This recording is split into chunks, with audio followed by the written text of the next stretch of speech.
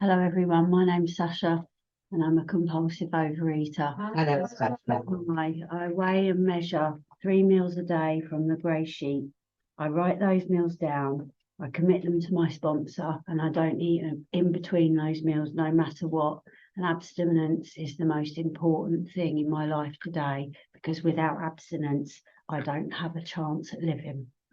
And I feel really emotional today, so I'm just going to get that out there. And I also feel really under experienced for this, but that's okay. So I'm actually 96 days today with compulsive overeating, which is a huge. I can't believe it.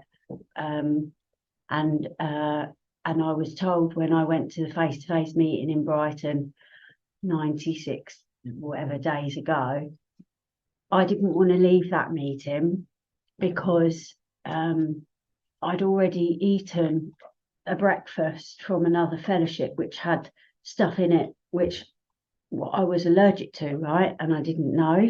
And all I knew was that I was going to eat again because I was in this compulsion. And I said to the lady in Brighton, I said, I can't leave this meeting without you telling me what to eat, because I'm just eating against my will. And I was so scared to leave, and I didn't want to leave that room. And the lady just said to me, I said, what do I eat? Please tell me what to eat. And she said to me, 4 ounces of this, 8 ounces of this, and 8 ounces of that, and go to the shops. And and that's what I did. I didn't want to leave that room, but I had a plan for that moment. And so I went to the shops and I got what I was told to eat, and I haven't looked back. And that's so not me. That's so not me. And I feel really privileged to have come from a 12-step fellowship, which is AA. So I've been sober in AA nearly 12 years, and abstinent from drinking and drugs. But I was in the food. Like now, looking back, I can see my disordered eating started from before, just like I would come in from school, right, and I would say to my mum, I'm bored and I'm hungry. I'm bored and I'm hungry. My sponsor tells me that boredom is the highest level of self-centeredness.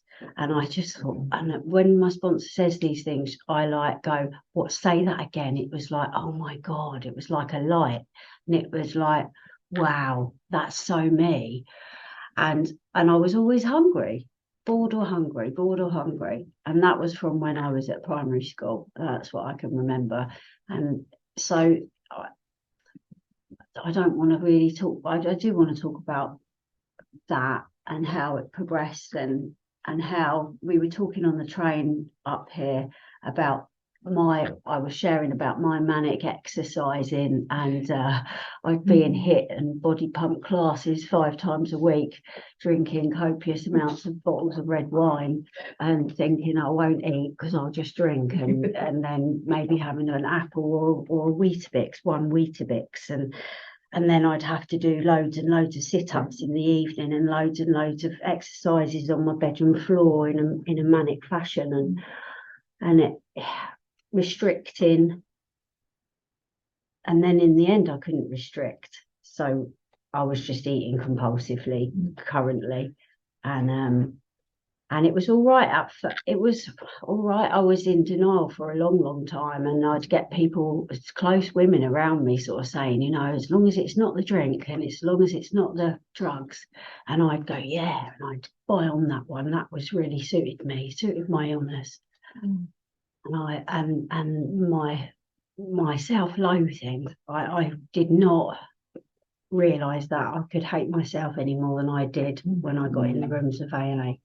And I was so mistaken, because the loneliness and desperation of sitting in my room, my children who I'd fought to get back from social services, when I got to AA, they weren't in my care. I fought really hard to just stay sober. I didn't fight to get them back. I just stayed sober a day at a time, and they came back to my life. And I was shutting my children out, and they were in their bedrooms, and I'd be in my bedroom, and they wouldn't want them anywhere near me, and I'd dread them coming into my room.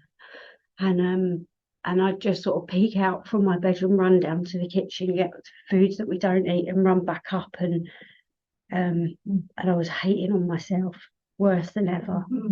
And I was in another food fellowship, and I thought, what am I doing wrong? What am I doing wrong? And I was eating like the whole grains, the brown stuff, the organic stuff.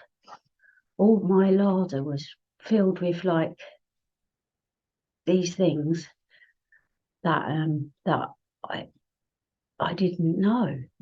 I didn't know. And I was thinking, why am I so miserable? Why am I so miserable? And I believe that it was an act of providence. It was only an act of providence that pulled me from that bed. And I'd heard of Grey Sheet, and I'd known Sharon for all of my sobriety. And Doreen, strangely enough, gave me my first ever AA big book when I was in the madness, however many years, 20 odd years ago. I'd go to her house and I'd give her beauty treatments, and I'd be smelling a drink and on a Valium and all this sort of stuff. And she had me back, and I'd tell her about my woes, and she just handed me the big book of Alcoholics Anonymous one day, and I thought, wow, very dare you. And I took it home, and it stayed in my cupboard for the next, I think it was 3 years. And really weirdly enough, I was at one of my AA meetings, and I'd bumped into Doreen. I think it was in summertime or something. And I looked at her, and I double took, and I thought, is that Doreen? I hadn't seen her for years, and she looked so different. And I said, what are you doing? You look so different, Grey Sheet. I thought, oh no. But she was put there in my path again. So that gives me great comfort that whatever I go through, I know that there's a higher power looking after me, and I don't need to know what it is, but people get put in my path. And if I'm conscious enough and in step 11 enough, and taking care of myself, premium self-care, which this is, weighing and measuring, I know that I'm going to be all right. I'm going to be looked after. And that's a huge comfort to me, because I'm crippled with this low self-worth, don't feel enough, all of that stuff. But I don't eat on it. And I've had some, no matter what's recently with my daughter, she's going through a bit of a self-harm episode, and that was just as I put the food down. And I noticed myself wanting to go into the kitchen and eat the foods that we don't eat, because of these feelings of powerlessness that I was experiencing with my daughter. And I don't know, but I didn't eat. I didn't eat. And I was so amazed. I think it was the next day or so when I've had time to reflect, because in the moment I need quite a bit of time to process things. And I was so shocked that I didn't eat, and I went to my face-to-face meeting, and I just try and share as honestly as I can in each day that I'm in and what's going on currently. And I'm a little bit tired today because I was out here last night, 12-step call with my cousin, who's really poorly at the moment with this illness, and so my head is a little bit consumed today with that. I'm also a little bit tired, and I noticed getting a coffee on the way that my head was looking at I was looking at those things that we don't eat on the counter. And it didn't sparkle, but it was there. So there was a noticing, and I thought, why? I had the clarity, which I don't believe I can get without Grey Sheet, to say, what are you doing? looking at that, it don't belong to you. And then I glanced away. Thank you. And I probably haven't anyway. I'm not going to say that. The doctor's experience, that's what I wanted to talk about. So the doctor's experience, they kindly read that in my first grey sheet face-to-face meeting, and it blew me away. It was like I'd come home. I thought, oh my God, they've just described what's happening to me. And I felt like a huge relief that there was other people, because I do believe this is a God job, but I do believe that my higher power talks through people and puts people in my path if I'm able to be in a surrendered state enough. And I believed that that day I was in a surrendered state enough, and I don't want to lose this. And I don't feel quite right if I'm not doing, like this morning coming up on the train from Brighton, I didn't do my normal 9 o'clock phone call, and that really helped me. So I phone up and I say what I'm eating, and I pray with my sponsor on the phone, and that has really changed something for me, and that has opened this other sort of, I don't know what it is, I'm still sort of in it.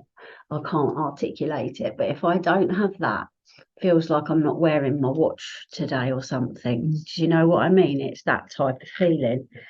And I often get very emotional when I'm saying my step 3 prayer, because I really truly have a knowing in my heart today that I'm just going to be of use. I please God I am of use, and that God just uses me today, and I can stay out the way enough to help somebody else, because this illness is critical, fatal, progressive.